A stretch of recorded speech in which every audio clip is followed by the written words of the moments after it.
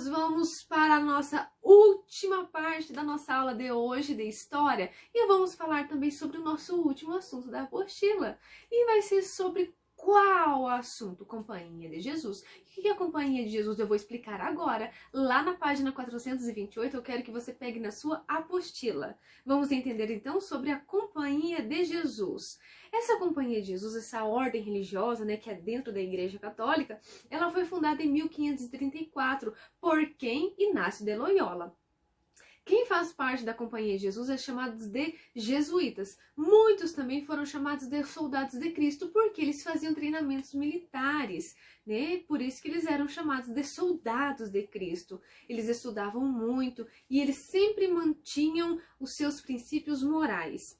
Olha só, essa ordem religiosa ainda continua existindo atualmente. E um dos membros, né, que eu tenho certeza que a maioria conhece, é o atual chefe da Santa Igreja Católica, que é o Papa Francisco. Então, o Papa Francisco faz parte da Companhia de Jesus, tá bom? O que os jesuítas faziam? Eles divulgavam a doutrina católica em expedições missionárias na América, na Ásia, na África e assim por diante. Então eles tinham o objetivo deles era divulgar a doutrina católica, ou seja, apresentar o catolicismo para as pessoas. Em várias cidades da Europa, do continente europeu, os jesuítas fundaram escolas e universidades. E sabe o que aconteceu? Eles viraram referência em educação, porque era muito bom o ensino deles. E eles tinham os melhores professores para dar aula nas escolas e também nas universidades. Então eles eram referência na parte educacional. Além dos jesuítas serem muito importantes na evangelização e também na parte educacional, eles conseguiram seu objetivo principal. E qual era o objetivo principal dos jesuítas? Eram ampliar os fiéis da Igreja Católica, ou seja, converter as pessoas ao catolicismo. Dentro disso tudo, né, dentro dessa organização, né, ocorreu também conflitos na Europa.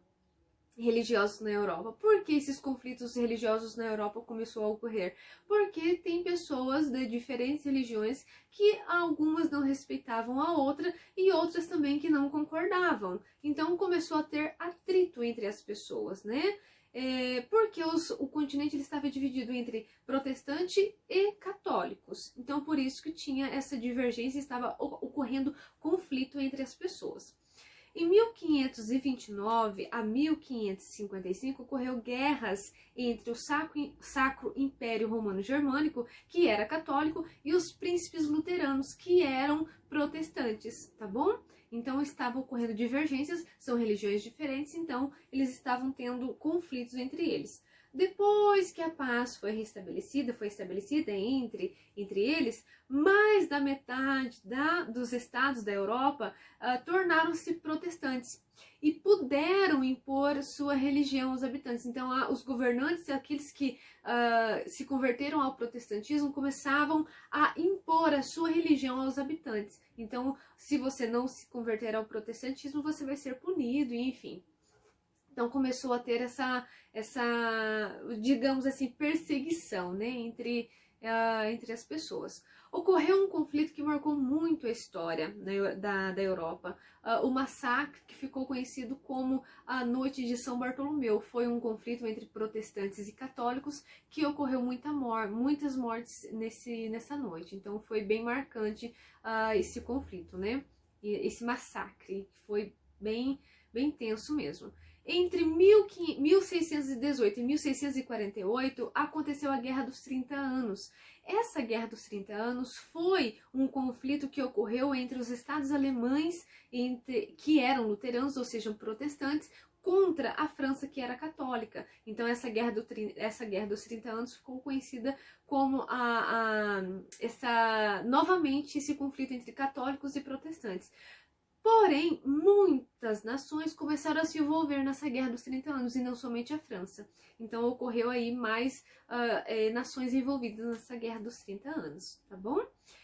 Página 430, vamos lá no Pratique, número 25. Você vai ter que ler a pergunta e vai ter que responder. Com base no que foi estudado, escreva um parágrafo de no máximo 4 linhas, explicando a importância dos jesuítas na Contra-Reforma. Ah, professor, o que é Contra-Reforma? Eu expliquei para vocês. Contra-Reforma foi uma reação que a Igreja Católica fez para barrar, para barrar a Reforma Protestante que foi iniciada com Martinho Lutero. Então foi uma Contra-Reforma para parar as ideias de Martinho Lutero, tá bom? E lembra que eu expliquei para vocês lá, né, já nessa aula, que os jesuítas eles tiveram um papel importante na Contra-Reforma, porque eles começaram a divulgar, eles faziam um trabalho de divulgação do catolicismo para combater as doutrinas protestantes, a doutrina protestante. Então, você tem que responder com as suas palavras o porquê que a Companhia de Jesus, porquê que os jesuítas foram tão importantes na Contra-Reforma, tá bom? A número 26. A número 26 você vai ter que ler também o trecho da canção Guerra Santa, composta por Gilberto Gil, em 97. E depois você vai responder as questões A, B e C. Então vamos ler rapidinho essa canção, porque eu não vou cantar aqui não. Então, Guerra Santa. O nome de Deus pode ser Oxalá, Jeová, Tupã, Jesus, Maomé. Maomé, Jesus, Tupã, Jeová, Oxalá e tantos mais. Somos diferentes, sim, para sonhos iguais. Então você vai ter que agora responder a letra A, B e C. Letra A, qual que é a ideia central dessa canção que o Gilberto Gil fez a composição? A ideia central é que existe a diversidade religiosa. Então pode responder aí a existência de diversidade religiosa. Letra B, quais religiões Gilberto Gil fez citar nessa canção? Quais são as religiões aí? Candomblé, judaísmo, a religião indígena, e o islamismo e o catolicismo. Então são 5 religiões aí que o Gilberto Gil fez nessa composição dessa canção. A letra C você vai ter que ler. Vimos que na Idade Moderna houve intolerância religiosa. O que é intolerância religiosa? É você não respeitar a religião do outro. Se você tem uma religião, você não respeita a religião diferente. A sua religião é uma, a religião do seu amigo é outra, e você não respeita a religião do seu amigo. Então isso é intolerância religiosa, não respeitar as diferentes religiões, tá bom? Então, na Idade Moderna, houve intolerância religiosa entre católicos e protestantes. Então, os católicos não respeitavam os protestantes e os protestantes não respeitavam os católicos. E isso ocorreu a intolerância religiosa.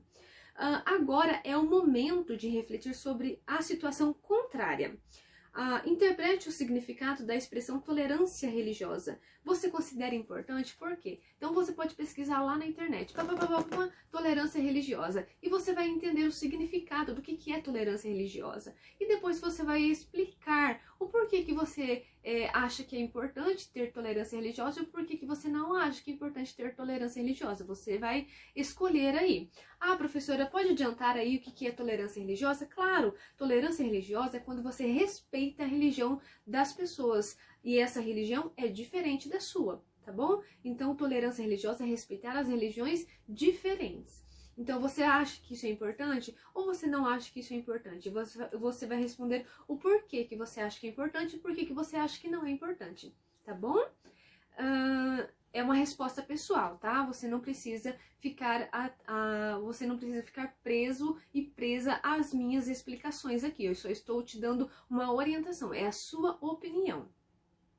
Atenção, pessoal, muito importante isso.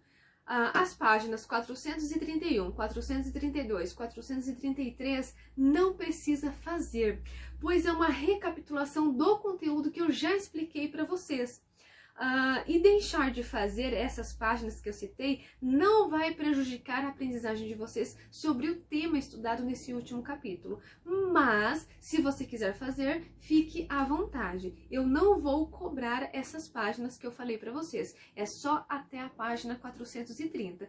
Reforço, lembro vocês que isso não vai prejudicar a aprendizagem de vocês se deixar de fazer essas páginas que eu citei desse último capítulo, tá bom? Pessoal, acabou a nossa terceira e última parte da nossa aula de hoje e também o nosso módulo, né? O nosso módulo 1 nós acabamos hoje. Até a próxima, pessoal!